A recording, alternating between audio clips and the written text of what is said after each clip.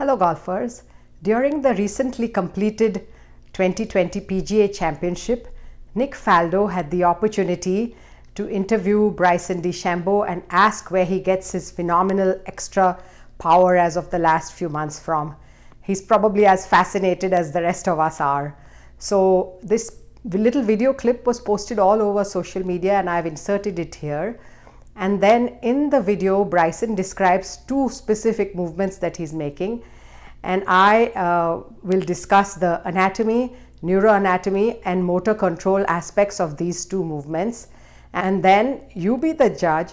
Are these movements likely to cause some slight deviations in direction and distance control, especially under pressure?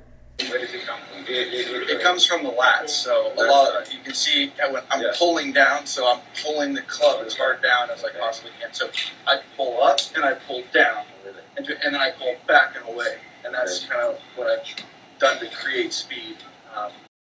The main movement he demonstrates is pulling up with the lats during the backswing and down with them during the downswing.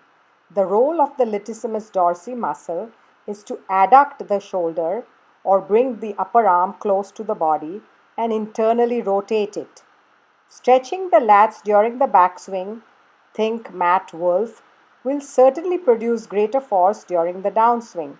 However, as one can see in this picture, the pecs and the lats that control the shoulder joint have many common fibers with the serratus anterior, which results in the shoulder girdle getting rapidly stretched and contracted too, creating shoulder girdle protraction.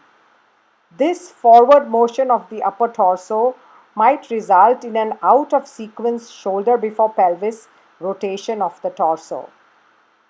Now the back and away motion described is a torso motion involving a side bend or lateral flexion and a spine extension. Although torso rotation is not mentioned, it is a big part of the demonstrated motion. The side bend involves the erector spinae group of muscles and the quadratus lumborum, as well as the external and internal oblique muscles. And the extension is made by the erector spinae group 2. And with respect to the torso movements Bryson is trying to make, there are some important neuroanatomy and motor control concepts that should be discussed. The first is that the central nervous system, that is, the brain and spinal cord, allocate extremely limited resources for trunk and even hip motion. The primary motor cortex seen here clearly indicates that, as does the cerebellar homunculus. The basal ganglia and the corticospinal tracts, not shown here, also have different and fewer resources for controlling torso motion compared to that of the extremities, so any intentional torso motions are probably not as well controlled. Factor in the limited time of the less than 300 milliseconds that the downswing lasts, as well as the 100 milliseconds for nerve conduction of messages to muscles, as well as electromechanical delay, and we can see opportunity for inconsistency of club delivery and thus perhaps slight issues with directional control. Many researchers, such as the famous Stuart McGill of Waterloo University, have stated that the golf swing should mainly use elastic recoil of muscles stretched during the backswing, along with a small pulse of muscle force very close to impact. In fact, he says in his golf video, The New Science of Golf, that contracting muscles creates force and muscle stiffness which slow down movement.